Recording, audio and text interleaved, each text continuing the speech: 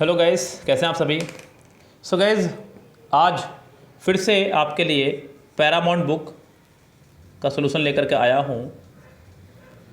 Paramount book written by Neetu Singh, best books में से एक, इंग्लिश ग्रामर के लिए बच्चों की सबसे पसंदीदा किताब।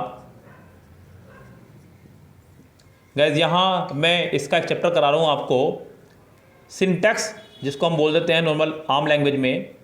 इसका दूसरा नाम है आपका subject verb agreement, subject verb agreement. So guys, उसी चैप्टर का मैं सलूशन करा रहा हूँ, बस थोड़ा सा डिस्क्रिप्टिव अपने अंदाज में।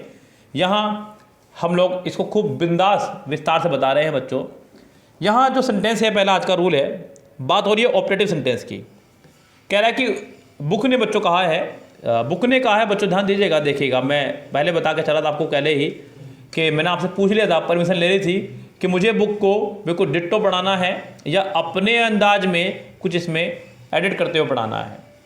सो गाइस, यहाँ पे सेंटेंस जो है, पहला रूल जो है, कह रहा है कि ऑपरेटिव सेंटेंसेस में सिंगुलर सब्जेक्ट के साथ भी प्लूरल वर्ब का इस्तेमाल करते हैं। ऑपरेटिव सेंटेंस में सिंगुलर सब्जेक्ट के साथ में प्लूरल वर्ब का इस्तेमाल करते हैं। उसने एग्जाम्पल भी दिया, गॉड सेव द किंग। बच्चों, यहाँ ये बिल्कुल ऐसे हो गया जैसे कि मतलब, जैसे कि उसने कहा long live the queen, long live the queen, God bless you. ऐसा नहीं है बच्चों, आप इनको सुनते हैं, बहुत अच्छे से आप इनको सुनते आ रहे हैं, काफ़ी समय से आप इनको सुनते आ रहे हैं। सो गाइस, यहाँ ये सेंटेंस मुझे संतुष्ट नहीं कर पाया बच्चों। मैं आपको बताऊँ ऐसा क्यों होता है। देखिए, सुनिए ध्यान से, पूरा गहराई में घुसिए सेंटेंस की, और क्या कारण है इसके पीछे वो पकड़िए जाए ध्यान से। ये सेंटेंस रॉन्ग है अगर देखा जाए तो। अगर मैं सेंटेंस को बोल रहा हूँ, लाइक आप भी अगर बोल रहे हैं ना, गॉड ब्लेस यू, तो ये सेंटेंस पूरी तरह से रॉन्ग है बच्चों, ध्यान दीजिएगा। ये सेंटेंस का फॉर्मेशन है ही नहीं। ऐसा हो ही नहीं सकता कि आप गॉड के साथ में प्लूरल वर्ब का इस्तेमाल कर ले। ये बिल्कुल रॉन्ग फॉर्मेशन है। लेकिन बच्चों, रॉन्ग फॉर्मेशन बनाया किसने? ये हम लोगों ने बनाया है रॉन्ग फॉर्मेशन। ये हमारे यूजर्स ने बनाया रॉन्ग फॉर्मेशन। जैसे कि हम लोग, मतलब होता है ना, कई बार यूज करते करते इतने आदी हो जाते हैं उस चीज़ के, तो ऐसा लगता है कि बस यही सही है। आपने एक फिल्म देखी होगी, कुछ कुछ होता है। कुछ कुछ होता है फिल्म के अंदर काजोल एक डायलॉग बोलती है कि Rahul you are cheater, you are cheater cheater cheater, Rahul you are cheater. बच्चों, चीटर इतनी हमारी जुबान पर टिक चुका है कि बच्चों आपको पता ही नहीं कब में को ये हमारे से याद हो गया, जबकि चीटर नाम का डिक्शनरी में कोई शब्द नहीं है। अगर आपको किसी को धोखेबाज बोलना है तो आप सिर्फ और सिर्फ बोलेंगे चीट। चीट माने धोखा भी, हिंदी में कैसे लिखते हैं? चीट माने धोखा भी, और चीटी माने आपके धोखेबाज भी। आपको धोखेबाज के लिए चीटर शब्द का इस्तेमाल करने की आवश्यकता नहीं है। चीटर कोई वर्ड ही नहीं है डिक्शनरी के अंदर, लेकिन हमारी जुबान पर टिक चुका है, हमें अच्छा लगने लगा है। आप लोगों से पूछते हैं आपके पेरेंट्स, इतनी देर कहाँ थी, कैसे रह गए थे जाम में? वो कहता है कहाँ लग गए थे सर? जाम में फंस गया था। कहाँ फंस गया था? जाम में फंस गया था। जाम ना तो अंग्रेजी में कोई वर्ड है, हिंदी में कोई वर्ड है भीड़ के लिए। ये जाम वो शब्द है जो आप समझ रहे हैं इस समय। यस गाइस, आपको बोलना था कि जैम में फंस गया था। कहाँ फंस गया था? जैम में था, जैम, लेकिन हमने उसको जाम कर दिया अपने बोलते बोलते बोलते बोलते। गाइस, उसी तरह से यहाँ सेंटेंस में भी हुआ। सेंटेंस ऑपरेटिव है तो ऑपरेटिव वर्ड का इस्तेमाल यहाँ नहीं हुआ है आपका, मे का इस्तेमाल होना चाहिए था। अगर देखा जाए तो सेंटेंस होना चाहिए था मे गॉड ब्लेस यू। जो रीजन है पूरा अच्छे वाला बच्चों, कायदा ये था बताने का, सेंटेंस में ये रीजन बताना चाहिए था। यहाँ इस रूल में ये कह करके बच्चों को भटकाया गया है। बच्चों, होना चाहिए था may God bless you, may God bless you. May के साथ में हमेशा वर्ब की फर्स्ट फॉर्म आया करती, अब ठीक है। May God save you, sentence कुछ इस तरह होना चाहिए था। बच्चों, एग्जाम में गॉड सेव यू आएगा ही नहीं, ये मैं आपको बता दूं बच्चों पहले ही, क्योंकि ये कोई सेंटेंस ही नहीं है। ऑपरेटिव सेंटेंस आपका ये बनता ही नहीं है। तो यहाँ पर ये कहना गलत होगा कि ऑपरेटिव सेंटेंस में सिंगुलर सब्जेक्ट के साथ भी प्लूरल वर्ब का प्रयोग होता है। ऐसा नहीं है बच्चों। सेंटेंस का पूरा फॉर्मेशन था मे के साथ में, may long live the queen, may long live the queen. अगर आप इसे डायरेक्ट वर्ब से बना रहे हैं तो फिर ये आपका इंपरेटिव सेंटेंस कहलाएगा। जो इसने बनाया सेंटेंस यहाँ पे, God save the king, long live the queen, ये एक इंपरेटिव सेंटेंस का स्ट्रक्चर है बच्चों।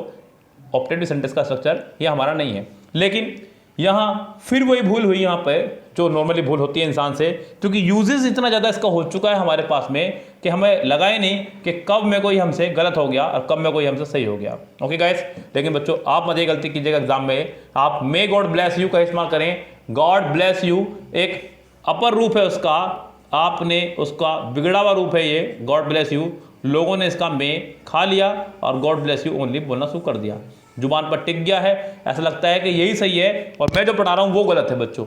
लेकिन बच्चों ग्रामर नियमों से चलती है, ग्रामर रूल से चलती है, ग्रामर आपकी जुबान से नहीं चलती है। अंग्रेजी भाषा है अंग्रेजों की, हमें अंग्रेजों की ही अंदाजा पढ़नी होगी। तो गाइस यहाँ पे ध्यान रखें, मे गॉड ब्लेस यू ठीक है, not only bless you, God bless you. अगला जो रूल है बच्चों उसको ध्यान दीजिएगा, अगला रूल है हमारे पास अ नंबर ऑफ का। क्या कह रहा है? अ नंबर ऑफ या फिर अ लार्ज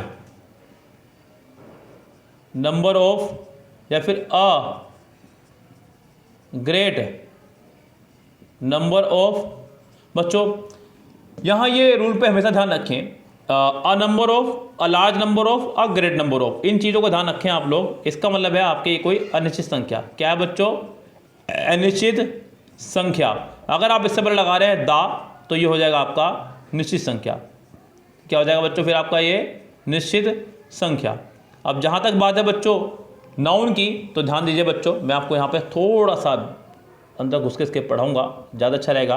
देखिए अ नंबर ऑफ और दूसरा है हमारा द नंबर ऑफ। बच्चों मैंने आपको पहले बताया है कि ऑफ के बाद अगर नाउन आपका प्लूरल हो सकता है तो आप उसे प्लूरल बनाएंगे।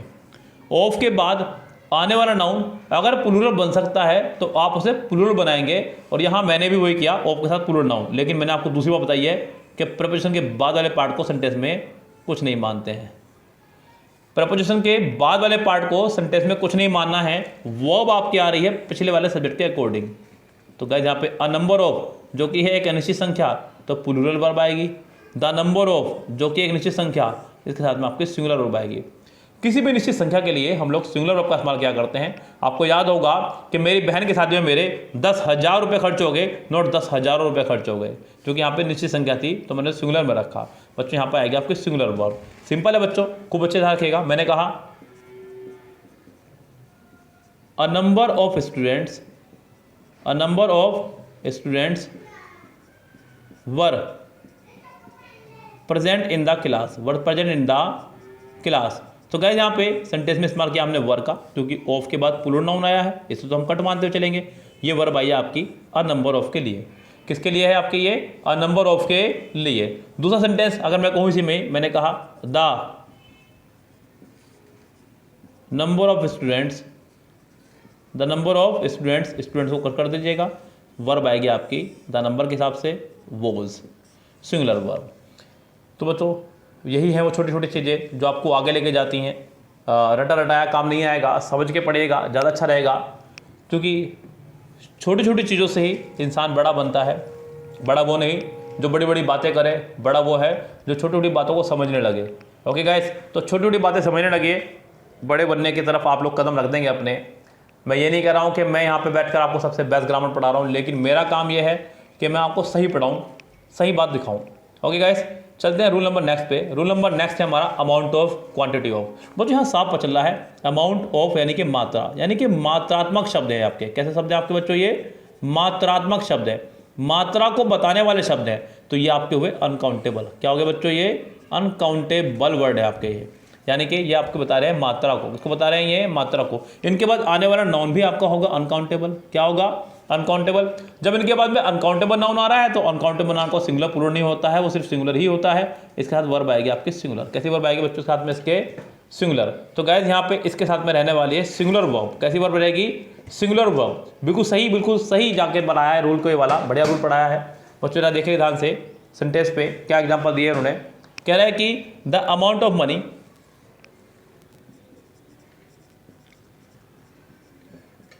The amount of money are नहीं, is not sufficient, is not sufficient, क्योंकि अमाउंट ऑफ मनी ये एक अनकाउंटेबल नाउन है और अनकाउंटेबल नाउन के साथ में हमेशा हम लोग सिंगुलर वर्ब का इस्तेमाल किया करते हैं। यस गाइस, तो यहाँ पे सिंगुलर वर्ब का इस्तेमाल आपका होना है। रूल नंबर नेक्स्ट की अगर मैं बात करूँ, ये बच्चों मैं कई बार आपको बता चुका हूँ इस रूल के बारे में। आपने एक आमिर खान की फिल्म देखी होगी 3 इडियट, अरे किसने नहीं देखी है फिल्म बच्चों, फेमस, बहुत ही फेवरेट फिल्म है लोगों की, मेरी भी आपकी भी। अच्छा टाइम पास, फिल्मों को सिर्फ आप टाइम पास ही समझे बच्चों, ये ध्यान रखिए। सीखने के लिए किताबों में बहुत कुछ है। कोई बंदा अगर ये कह के फिल्म देख रहा है कि मुझे 3 इडियट से बहुत कुछ सीखने को मिलता है इसलिए मैं फिल्म देख रहा हूँ बार बार, सो बच्चों समझो वो आपके साथ भी टाइम पास ही कर रहा है। फिल्में सिर्फ टाइम पास हैं, इनको सोर्स ऑफ एंटरटेनमेंट रखें आप लोग। सीखने के लिए बुक्स में बहुत कुछ है, आपके आसपास ऐसे कुछ व्यक्ति होंगे जिनसे आप बहुत कुछ सीख सकते हैं। लेकिन 3 इडियट में एक गाना इस्तेमाल हुआ था, अरे भैया ऑल इज़ वेल, क्या था भैया, ऑल इज़ वेल, गाने के बोल थे ऑल इज़ वेल। तो बच्चों यहाँ पे उसने जब ऑल इज़ वेल लगाया तो यहाँ फिर से बच्चों को लगा कि ऑल के साथ सिर्फ और सिर्फ इज़ ही आ सकता है, आर नहीं आ सकता है। लेकिन बच्चों मैं अपनी वीडियो में ऐसा कई बार बता चुका हूँ कि ऑल इज़ वेल भी सही है, ऑल आर वेल भी सही है। अगर आप कह रहे हैं ऑल इज़ वेल तो इसका मतलब है everything is okay, everything is okay. लेकिन अगर आप बात कर रहे हैं ऑल आर वेल की तो बात कर रहे हैं लोगों की, यानी कि all people are okay, all people are okay. दोनों में थोड़ा सा डिफरेंस है बच्चों। मैंने कहा all is well means everything is okay, सब कुछ ठीक है। ऑल आर वेल मतलब एवरीबडी, मतलब ऑल पीपल आर ओके, सभी लोग सही हैं। तो गाइस यहाँ पे सेंटेंस में इज और आर में बस ये छोटा सा डिफरेंस है जो आपको समझना है।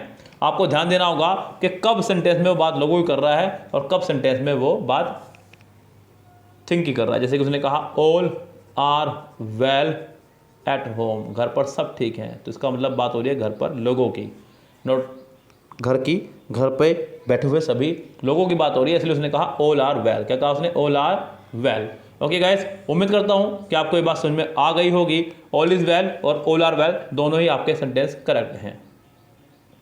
अब बच्चों अगर बात करें यहाँ पे इन शब्दों की, जैसे कि उसने कहा furniture, advice, work, evidence, equipment, news, information, luggage, baggage, percentage, poetry, knowledge, dirt, dust, traffic, electricity, music, breakage, जो भी है। मुझे ध्यान दीजिएगा जितने भी हमारे वर्ड है एज वाले, जिनके आखिरी में आता है age, baggage, luggage, damage, homage, wreckage, बहुत सारे वर्ड है बच्चे, लैंग्वेज, जिनके भी आखिरी में आता है एज, ये सब आपके कहलाते हैं एब्स्ट्रैक्ट नाउन। क्या कहलाते हैं आपके, ये एब्स्ट्रैक्ट नाउन। उसके बाद में बच्चों जिनके आखिरी में आता है ERY या फिर RY, machinery, scenery, jewellery, poetry, confectionery, bakery, कोकरी। बच्चों यहाँ पे बहुत सारे वर्ड हैं जिनके आखिर में आ रहा है ERY या फिर RY, ये भी हैं आपके अनकाउंटेबल नाउन। क्या है बच्चों, अनकाउंटेबल नाउन, एब्स्ट्रैक्ट नाउन को बोल सकते हैं आप लोग। क्या बोल सकते हैं इनको आप, एब्स्ट्रैक्ट नाउन। तीसरी बात बच्चों, जो भी चीज़ दुनिया में घिसती या गलती है, जो भी चीज़ दुनिया में घिसती है या पिघलती है या गलती है, जैसे कि मैंने कहा आपसे ब्रिक, ब्रिक यानी कि ईंट, आप इतनी बड़ी लाएं तब भी ब्रिक, इतनी बड़ी लाएं तब भी ब्रिक, इतनी बड़ी लाएं तब भी ब्रिक, वो ब्रिक ही रहेगी। लाइक आपने कहा सोप, सोप यानी कि साबुन, आप चाहे नहीं लाए थे घर में, आपने शुरू करा नहाना, सोप थी, 2 दिन बाद वो इतनी सी रह गई, अब भी सोप है, अगले दिन वो इतनी सी रह गई, अब भी सोप है, इतनी सी रह गई, फिर भी सोप है, इतनी सी रह गई, फिर भी सोप है। तो बच्चों जो भी चीज़ दुनिया में घिसती या गलती है वो आपकी अनकाउंटेबल नाउन में आती है। और दूसरी बात, जो शब्द खुद किसी और शब्द से मिलकर बने हैं वो भी आपके अनकाउंटेबल नाउन है। तीसरी बात बच्चों, जिनके आखिरी में आ रहा है आपको ICE, जरा ध्यान दीजिएगा। उसने कहा एडवाइस, क्या कहा उसने, एडवाइस, फिर उसने कहा डिवाइस, फिर उसने कहा प्रैक्टिस। तो गाइस ये सभी आपके हैं अनकाउंटेबल नाउन। इनका जो दूसरा फॉर्मेशन है वो है एडवाइस। क्या आपका, एडवाइस, डिवाइस, प्रैक्टिस, ये आपके अलग फॉर्म इनके हैं। बच्चों ध्यान दीजिएगा, ये आपके वर्ब हैं, ये आपके नाउन हैं, ये आपके एब्स्ट्रैक्ट नाउन हैं, ये आपके वर्ब हैं। इनके साथ में कभी भी आप एस या ES का इस्तेमाल नहीं कर सकते, A या N का इस्तेमाल नहीं कर सकते, इनके साथ में टू का इस्तेमाल नहीं कर सकते, इनके सेकंड फॉर्म आप नहीं बना सकते, इनके ING फॉर्म आप नहीं बना सकते। लेकिन इनके साथ में आप लोग सब कुछ कर सकते हैं जो आप करना चाहें, बस A या N को छोड़ करके। इनके साथ में एस या ES लगा सकते हैं, सेकंड फॉर्म बना सकते हैं, थर्ड फॉर्म बना सकते हैं, ING फॉर्म बना सकते हैं, बिकॉज ये वर्ब हैं और ये आपके नाउन हैं। सो गाइज ध्यान दीजिएगा, ये सभी वर्ड जो उसने दिए हैं ये सभी आपके अनकाउंटेबल नाउन हैं। इनके साथ में हमेशा सिंगुलर वर्ब का इस्तेमाल किया जाएगा बच्चों। दूसरी बात, इनके साथ में आप एस या एस का इस्तेमाल नहीं करेंगे बच्चों। तीसरी बात, इनसे पहले A या N का इस्तेमाल नहीं करेंगे बच्चों। इनके साथ में आपको कभी टू भी नहीं लगाना है बच्चों। इनकी कभी सेकंड फॉर्म भी नहीं बनेगी बच्चों, इनके साथ में कभी थर्ड फॉर्म भी नहीं बनेगी, ना इनमें कभी आईएनजी लगेगी। ये कुछ वर्ड है जो आपको याद रखने होते हैं, जैसे कि कई बार उसने कहा शी एडवाइज्ड मी, पता भी नहीं चलेगा आपको एग्जाम में कब आपसे मिस्टेक हो गई है। दिख रहा है आपको सी वाला है, इसकी सेकंड फॉर्म नहीं बननी थी, आपको लगाना है शी एडवाइज्ड मी। क्या बनाना था बच्चों आपको? शी एडवाइज्ड मी। बाकी जो एग्जाम्पल इसमें दिए हुए हैं ये तो अच्छे हैं ही, लेकिन बच्चों यहाँ पे मैं आपको एक और चीज़ दिखाऊँ। उसने कहा सीनरीज, क्या कहा उसने? सीनरीज, समझो ये गलत है। सीनरी खुद ही प्लूरल है सीन का, किसका बच्चों? सीन का खुद ही प्लूरल है सीनरी। पोएट का खुद ही प्लूरल है पोएट्री।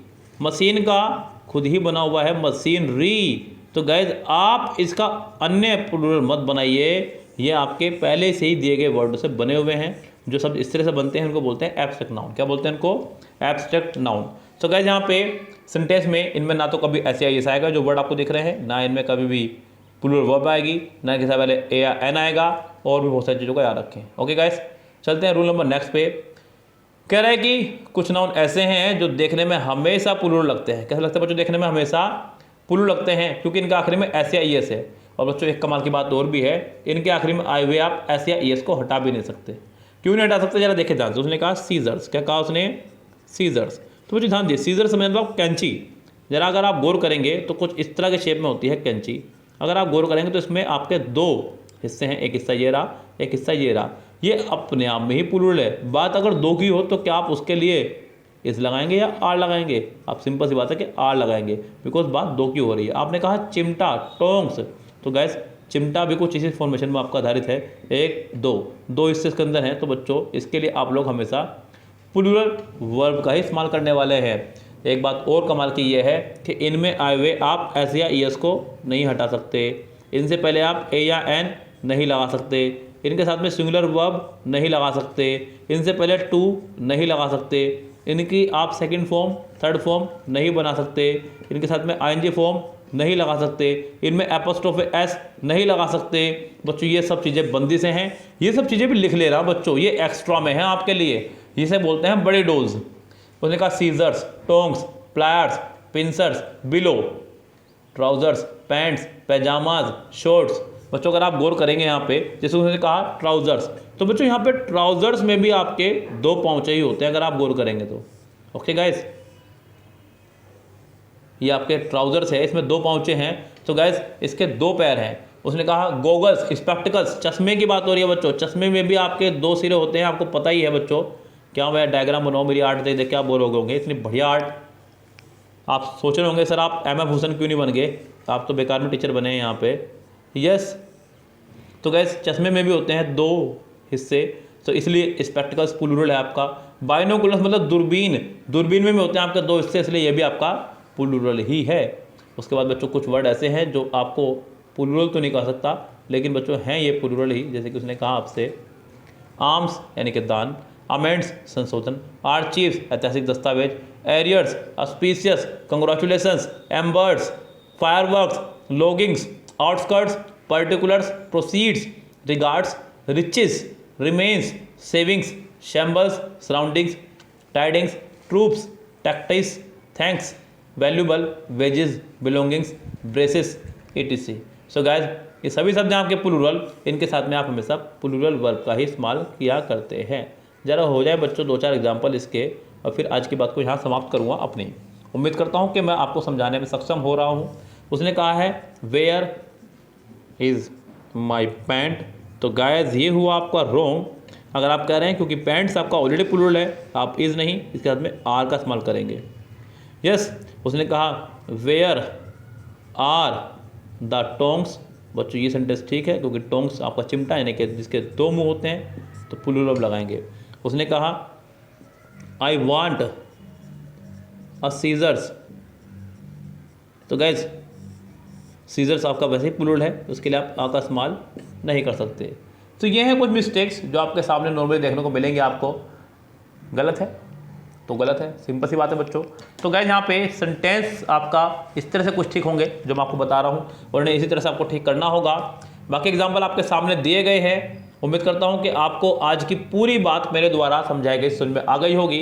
गाइज कुछ भी चीज़ ऐसी जो आपको लग रहा है कि मुझे अभी भी इसमें डाउट है, आप मुझसे पूछ सकते हैं इसी वीडियो में कमेंट बॉक्स में, या फिर आप मुझे मेरे व्हाट्सअप नंबर पर कमेंट कर सकते हैं, जो कि है मेरा व्हाट्सअप नंबर बच्चों 8279738238।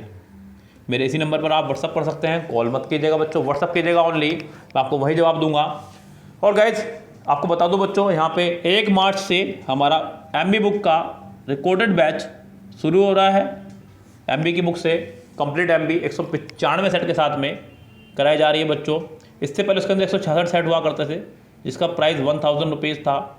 अभी बच्चों उसके अंदर 29 सेट और ऐड हो चुके हैं, जिसका चार्ज 200 रुपये और बढ़ करके अब ये 1200 हो गया है। अगर आप चाहें बच्चों तो ओनली 2020 के सेट एमबी बुक से ले सकते हैं, इसका चार्ज ओनली 199 हमने रखा है। 1 मार्च से ये बैच शुरू हो रहा है, रिकॉर्डेड बैच होगा कंप्लीट। जिसको ज्वाइन करना हो कर सकता है, आपके एग्जाम से पहले ये कोर्स कंप्लीट कराएंगे हम लोग। सो गाइज किरण बुक हम लोग करा ही रहे हैं अपने पेड कोर्स में, जो कि रिकॉर्डेड बैच है, वो भी 80% से ऊपर उसकी रिकॉर्डिंग हमारी कंप्लीट हो चुकी है। जिसको ज्वाइन करना हो उसे भी ज्वाइन कर सकता है। तो फिलहाल बच्चों कुछ इसी तरह की और वीडियोस आपके लिए लाता रहूँगा। पसंद आए तो वीडियो को लाइक करके जाइएगा, चैनल को सब्सक्राइब कर लीजिएगा अगर आपको इसी तरह की और वीडियोस चाहिए तो। ओके गाइस, फिलहाल लेते हैं आपसे विदा। Goodbye, have a nice day.